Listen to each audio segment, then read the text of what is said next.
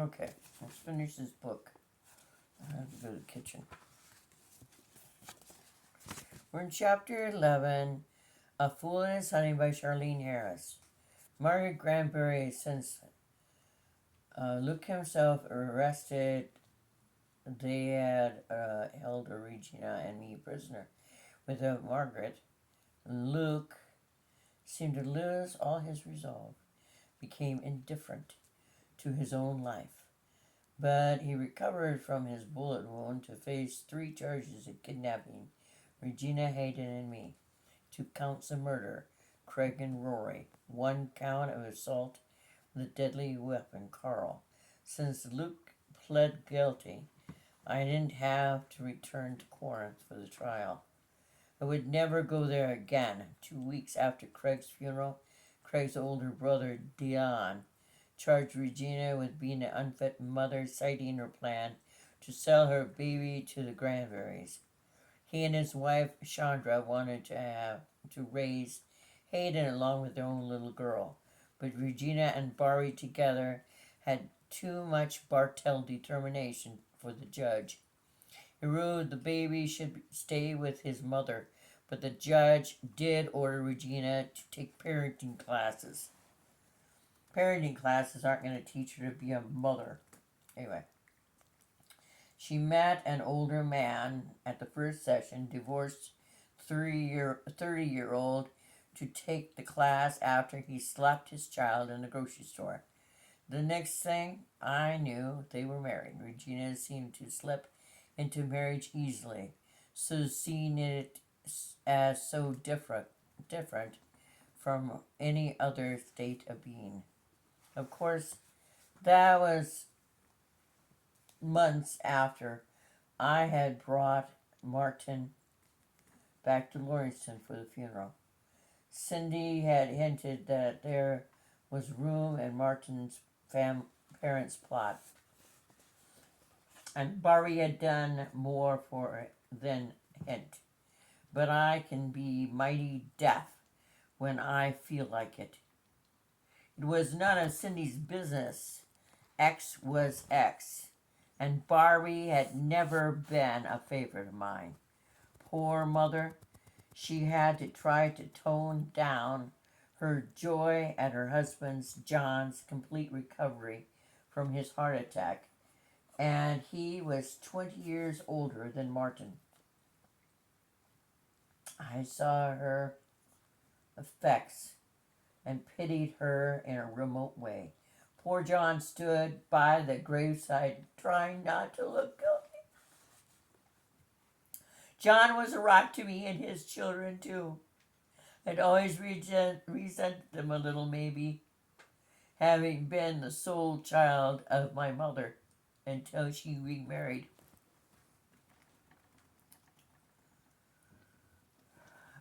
But his 2 sons and their wives were kind and tactful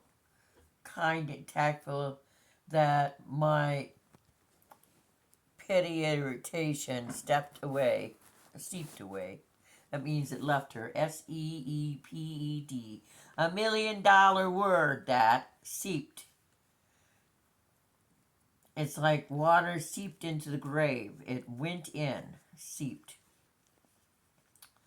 I was still in the stunned shell of numbness when the letter came. I'd stopped at the mailbox on my way back from work and shuffled through its contents indifferently: bills, catalogs, occupant mail. But there was one personal letter, handwritten, no return address. I slid it open. When I got into the house, I glanced at the signature. It was from Luke Granbury. I dropped it as if it were a loathsome spider, but seconds later I picked it up. Dear Mrs. Bartell, I know you would never forgive me for what I have done, but I wanted you to know why I even thought of it.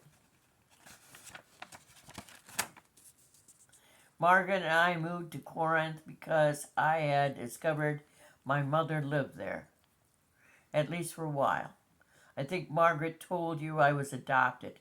I was lucky to be adopted by wonderful people, not only loving but rich. My dad had made a lot of money in tire business.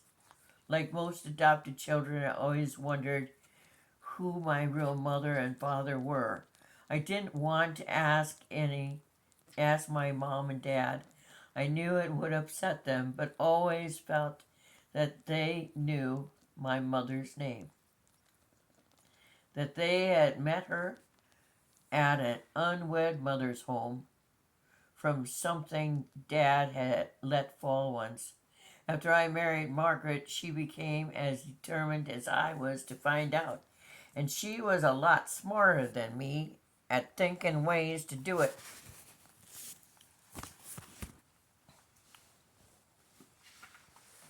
When my mother died, Margaret went through all her papers thinking she might find some trace.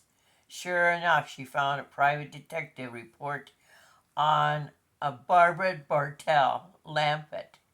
My mother had kept track of my birth mother that way. Well, I don't know. I guess she wanted to know how Barbara turned out. When Margaret read the old story about Barbie, the story about my mother getting thrown out of her stepfather's church because of a illegitimate pregnancy, Margaret knew she'd found my birth mother. I'm sorry I'm empath and things touch me, I cry. From reports, we found that Barbara didn't live in Corinth anymore, but her sister Regina did. So we bought the farm next to the one where Regina was living and set out to make friends with her. We'd always wanted a baby, and when we saw what a mess Regina was likely to make of her pregnancy, we felt like we had to take a hand. It seemed just exactly right since Margaret and I had tried so hard for so long. If we couldn't have one of our own, one that was partly ours by blood was next best. Margaret never got over that woman in our building thinking we were like to have a baby. She said she told you that story about a woman leaving her baby at our door. We did everything for Regina without telling her. I was her brother. We made her go for every checkup. We paid for some of her groceries. She'd eat the right food. We even went through Lamaze, hoping she'd let us be there at the birth. But she didn't want us there. She'd rather have those two thugs there. At least she was sure one of them was the father of the child. We just wanted the baby. We couldn't kill Regina. We would, when it would have been so easy to. No one would have known, but she's my sister and I just couldn't. We believed her that night when she told us you and her husband had the baby. Margaret never could have imagined that Regina would leave her baby even for a moment under a bed. What I want to let you know is we never planned for any of this to happen. When we first found out who my mother is, I wanted to know that, and I wanted the child of my own and Margaret's. I had a right to those things. I still think so. If Craig and Rory had just stayed out of it, and I had been able to deal with Regina on my own, it would have worked out since she's my sister. I'm sorry, Luke Cranberry. I looked at the letter for a long time after I read it. I wondered if Regina and Barbie needed to know about Luke. I decided that wasn't my responsibility. I went outside into the cold air with a match from the box on the mantelpiece, and I hadn't had the spirit to build a fire all winter. From the wood Darius Quartermaid had strewn around our yard. The wood that Martin and I had gathered up and stacked, I headed my thoughts off before I could tear up. I struck a match against a brick and it ignited beautifully. I set the letter on fire, and when I could no longer hold it, I dropped it into the empty flower pot I'd never put away in the tool shed. I thought about Darius again,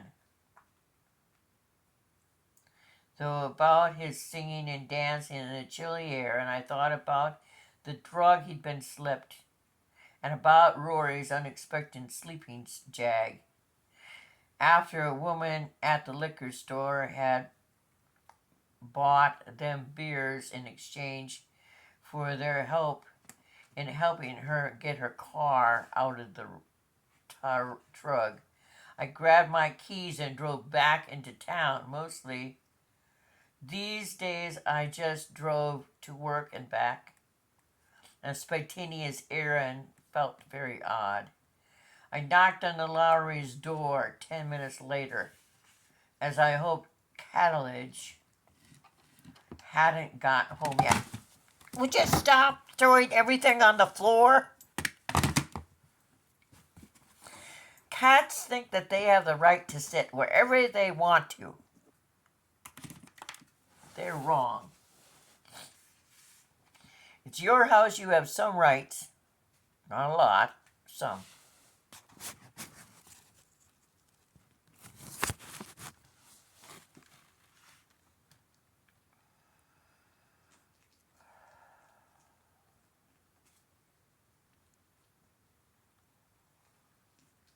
Come in, she said instantly, all graciously.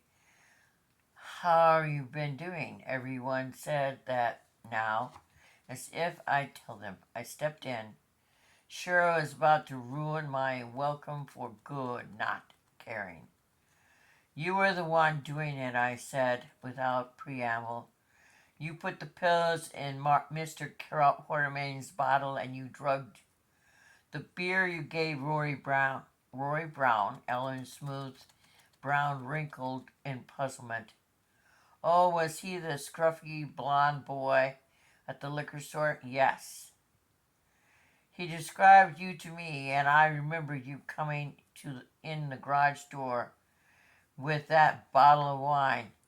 You weren't acting like yourself. That's funny, Ellen said coolly. I thought I was acting very much like myself. Are you that cruel? For a time I was. I stared at her with something like hatred. Who knew how things would have turned out if Rory hadn't been drugged? You're pathetic, I said. It was the worst thing I could say at the time. Yes, I am. I found all those pills in my son's room this summer. I confiscated them. Of course, I should have flushed them down the toilet, but for some reason I didn't. Catalage and I checked Tally into a drug rehabilitation program, and you are the only person in the town that knows where he really is. I took a breath, let it out. Some of the rage seeped out with it. I couldn't tell anyone. I couldn't talk to Catalage about it. He absolutely refused. The program Tally was in. The head therapist said it was important he not get any visitors for a while so he could concentrate on the agenda. Catalage didn't want me to work. She threw her hands in the air. See how the world had frustrated her. Don't give me that, I said. My tone wasn't pleasant. You could have worked away anyway, no matter what, Catalage said. You could have flown to wherever your son is and told them you were paying for his stay. And my God, you wanted to see him. You could have taken space heaters to poor old people instead. You slip drugs to unwary. Ellen looked down at me coldly. I won't do it again, she said. For one thing, I'm out of pills. But I've got to say, I kind of enjoyed it. She gestured toward the door and I left. Driving home tired me out. So many things seem to tire me out these days. I spent a lot of time watching television in bed, which had involved buying another television, getting it installed in a special stand up on in my bedroom, and paying a higher cable bill. Reading didn't seem to interest me. Nothing did. Again, I pulled into the driveway and got out, looking around me at a familiar landscape. The wind had picked up again, and as I watched it, snatched at the ashes of Luke Granberry's letter and began to scatter them from the flower pot. I looked at the weather vane Martin had installed on the garage roof and saw that the wind was blowing the ashes west toward the cemetery. I hate to throw it out, but it's in such poor disrepair. I might send it to Ruth. Tell her she can throw it away after she's done. It's a really good read. Thank you for listening. Thanks more than you'll ever know.